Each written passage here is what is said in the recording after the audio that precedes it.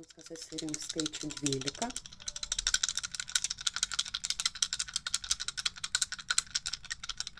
Atsakymas jums yra.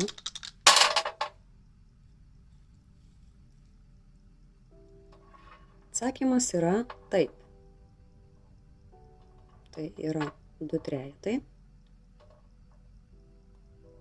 Ir patarimas yra, prisižiūrėkite savo emocinę būseną, savo minčių būseną, savo nuovargį. Jeigu reikia, jūs privalote pailsėti, nes šitas skaičius sako, norint tam, kad įvyktų tai, kas turėtų įvykti, arba galbūt, kad ir nenorite, tai gali liesti labai jūsų sveikatą. Pasirūpinkite savimi.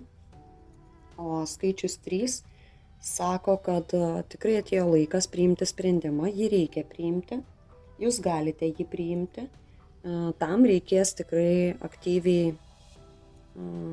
aktyviai kažką tai daryti ir tai yra tinkamas laikas pradėti tai daryti.